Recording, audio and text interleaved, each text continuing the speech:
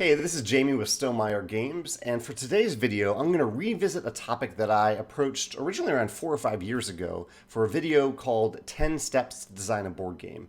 It's on my channel. It's one of the videos that's gotten the most views because I think a lot of people have discovered it, and I wanted to revisit it from my perspective in 2020 versus the 2016 or 2015 version of me, to look at game design, breaking it down by 10 steps, and hopefully giving you some ideas for how to proceed with game design if you are new to it, or if you're not new to it, either way.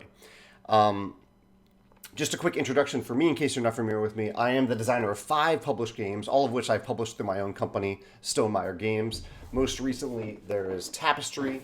Before that, there was Charterstone. Then there's Euphoria. And... sorry, these are all over the place. Here is Scythe, and then Viticulture is here as well. There we go. I'll probably be mentioning some examples from these games in this video, but I am going to try to keep this video to just 10 minutes so that you can figure out the 10 steps to design a board game in just 10 minutes. The first step for me is inspiration. Inspiration, just getting that initial idea. Before even I start the brainstorming process, I'm trying to get inspiration. I do this by playing a lot of published games.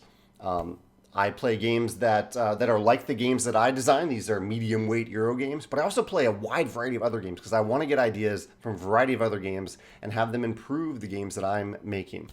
And they often give me ideas.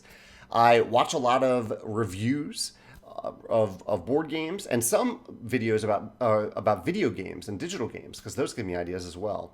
I read a lot of fiction.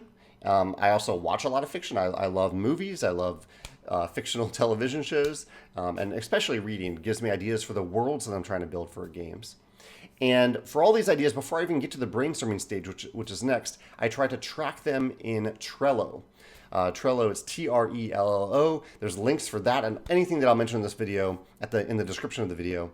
Trello is a nice place for me to jot down a quick idea. It's a list-making app, a list-making web app. So if I have an idea, I don't ever forget about it, so I jot it down in Trello and I revisit it later. Step 2 is the brainstorming stage. For me, this involves turning off my computer and either at my desk or at a coffee shop, I just write down ideas. Pencil and paper. Just write down, I either start with a theme or a mechanism. It doesn't really matter because as soon as I write down a theme, I'm thinking of mechanisms that go along with that theme, and then I'm thinking of parts of the theme that go with that mechanism, and so on. For me, it's pencil and paper. Sometimes it takes a week to brainstorm a game. Sometimes it takes several months when I'm just kind of going back and forth between that and other projects. I don't think there's any limit to how long you can brainstorm. It is important eventually for you to move on to the next step, I think. But for me, I really enjoy the brainstorming process, so I spend some time doing it. I also try to have more than one game in the works at any given time. So if I'm really excited about brainstorming one game or working on one game, I can jump around between that and another game that might end up being at a very different stage in the design process as the other game. Also, most importantly, at this point in time, when you're brainstorming, you might have some really cool ideas, and that's great, but they are still just worthless at this point.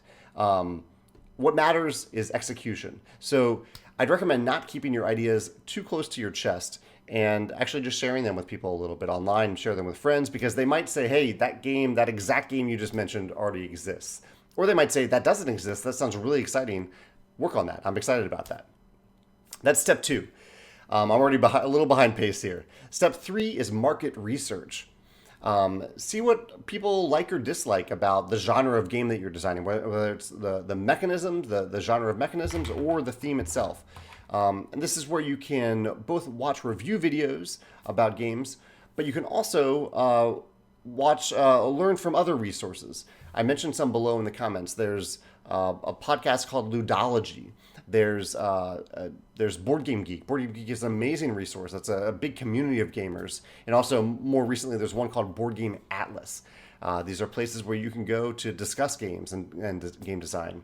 There's the Board Game Design Lab. That's a wonderful podcast about game design. If you're designing a cooperative game, there's the One Stop Co-op Shop. There's also Game Maker's Toolkit that focuses on video games. And there's also my YouTube channel. My YouTube channel is specifically about my favorite mechanism in a variety of games. And last, I'd mention there's a site called Cardboard Edison. Again, all these links are below in the comments below. Cardboard Edison is an aggregate site that aggregates a lot of different game design resources. So this is market research. See what people like or dislike about all these different mechanisms, all these different themes.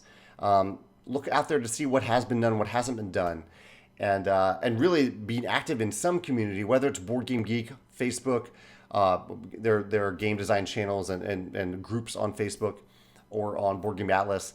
Any of them can help you figure out what people are actually excited about, what they dislike and don't like, or like and dislike.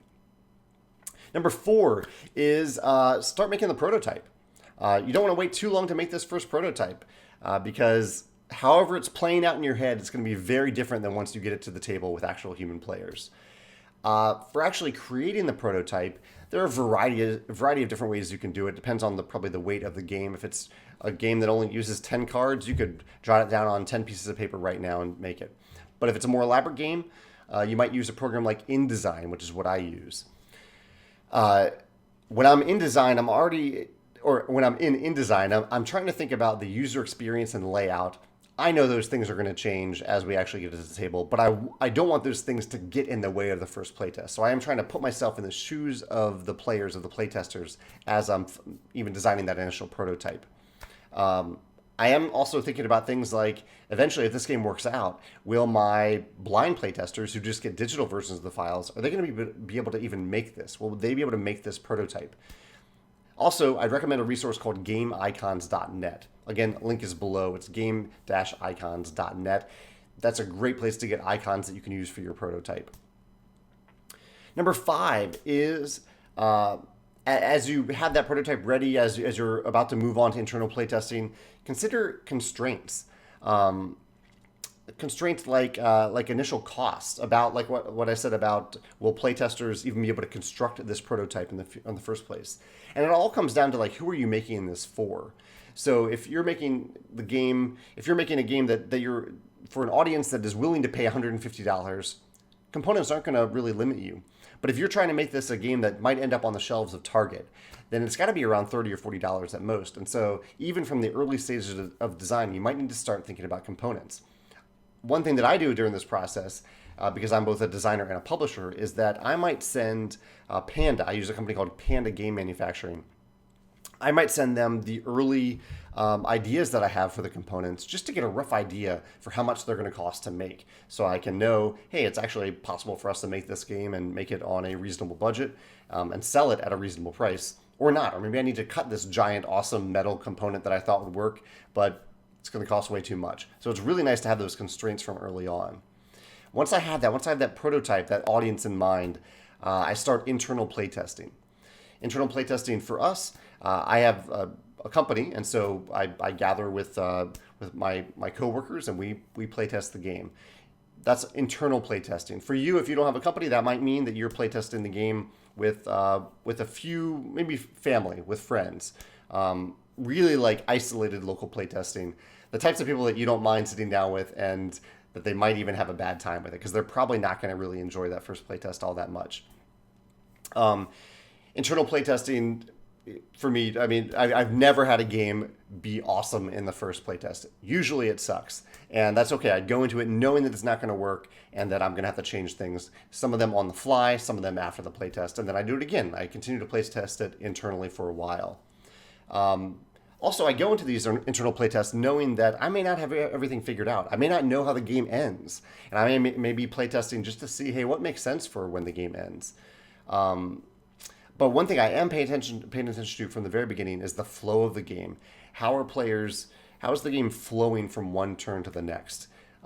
Even from those early stages when a ton of the mechanisms may later change. I want to know if it's a smooth flow or if it's a real awkward flow. That's something I really try to pay attention to. At this point, and after several of the next steps, I might stop. I might say this game is just not going to work. I can tell it's not going to work. What I thought, in my head, it played out completely differently than it does in real life, and I might just stop. But if I don't, if I think the game has potential, then I continue. And I continue that internal playtesting until the game is halfway decent, until it's functional at least. And then I expand it to local playtesting. This is kind of a broader reach out to friends, to meet up groups in the area, maybe to events like Unpub and Protospiel and the Stonemaier Games Design Day, where people come together to playtest games. locally, all locally, where I'm there at the table actually teaching the game and playing it with other people. And at that point in time, I'm often paying attention to what's fun and frustrating, and just to see what players are. I'm also watching players, see how they interact with the game, what's enjoyable for them, what's not fun. And I try to pay attention to myself as I'm teaching the game to see how many times I say words like remember. Like, remember to do that. Remember that this icon means this. Because whenever I say that word, it means that the game's interface isn't doing its job. It's not communicating all the things that players need to know because I'm constantly having to tell them to remember this thing. So if I am saying that word remember, it means that I need to improve the game's interface so that I don't have to say that word. Because I'm not going to be there in real life when people are playing the published version of the game to help them remember. After local playtesting, this is usually when I write the rule book. I sit down, I use past rule books, I use rule books from other games, and I sit down and I try to write the rules in the best way possible. This is, there are many different ways to write a rule book. I try to use plenty of visual examples. I think they really help. I try to use numbered lists, do this, do this, do this. And I try to break it down in different sections. There are many different ways, but if you like the way, you can look at our games. You can look at Tapestry. I really focused on the rulebook for Tapestry to try to keep it as streamlined as possible. And you can look at our other rule books as well if you'd like. There's Viticulture has a slightly longer rule book, but it works pretty well. Scythe's rule book is probably the longest. Scythe's rule book is around 32 pages, but it has plenty of space to give examples, lots of visuals in the Scythe rule book. One thing to keep in mind here, actually two things. One is, if you are needing players to remember, say, what icons mean, and you don't want to say that word remember over and over again, as you write the rulebook, this can be a good time to create a reference cards so that playtesters have a reference card that they can use, one for each player, to remember what those icons mean. And also, this can also be a time where you consider outside development. Maybe you think the game isn't quite ready for blind playtesting, and so this could be a time where you maybe hire a developer to take the game to the next level before it's ready for blind playtesting. And the developer may even blind playtest it themselves. A developer is someone who takes a game that has already been designed and they make it even more fun, even more balanced, even more intuitive. Step 9 is the blind playtesting stage. The way I do it at Stonemaier Games is that I send digital files to groups of playtesters around the world, or lead playtesters around the world that have groups that are ready to play the game. Those lead playtesters print the games at home, they play it, we pay them for their time, and these are people that I've vetted. These are people that I've decided are really, really good at playtesting. They're good at getting playtesters to do different things, to try different things, and they're good at responding in written form. I prefer written form to provide constructive feedback. They don't just say, you need to fix this, or this was bad. They say, this is what happened, this specific scenario happened, and it was frustrating because of this. And I take that and I can decide what's best to do next. That sort of example-driven, reason-driven feedback is really, really helpful from blind playtesters. If you are looking for blind playtesters, that can be a bit of a challenge. But I would recommend that just start sharing your work with other people. If you share it, you might find that other people are excited about it and they might be willing and eager to playtest it. I'm talking largely on social media, but you can also do this locally. But social media is a way to get blind playtesters from around the world. One thing that might come to mind here is, should you be afraid of people stealing your game, stealing your idea?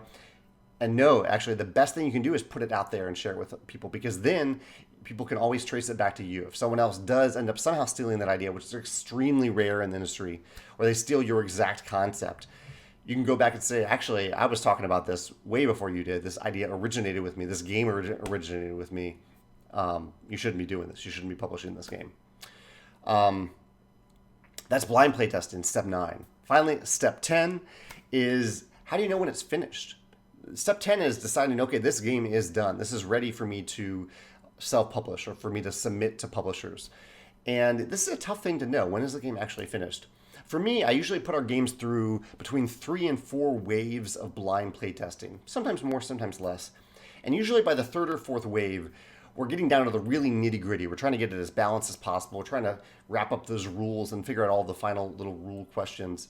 And I'm always asking playtesters to rate the games on a 1 to 10 scale. So as I see those ratings go up and up and up, and I kind of see them plateau around 8 or 9, then I know, okay, I think we're getting very close to it. The game is very ready, or very close to being ready. Also, part of it is instinct. It's just gut instinct. Oh, the game, I think the game, based on all this other information I had, based on my gut instinct, I think it is ready. And the last is balance. All this blind playtesting is done for balance, so that you can look at some of the data that you're getting from blind playtesters, like how long did the game take to play, who won the game, how many points did they have if it's a point-driven game, and if that's balanced, especially if you have asymmetry in the game, is it balanced at this point? If those balanced elements are finally looking as balanced as possible, then that can also be a sign that you have at least completed the balance part of designing the game. And then you're done. Then you move on to the next step. And this video isn't about that next step. It's about just the design process of the game. Typically, this entire process can take between 10 months and 18 months, sometimes a little bit longer, sometimes a little bit shorter. But yeah, those are the typical steps that I go through. If you go to the description below, you can see a lot of great resources on the games on this topic. You can also see an overarching resource on our website, Stonemaier Games website, called How to Design a Tabletop Game, that has a lot of other links that you can read about this process if you're curious about delving deeper into game design. If you have any questions, feel free to post them in the comments below. I'm happy to answer them there. Thanks.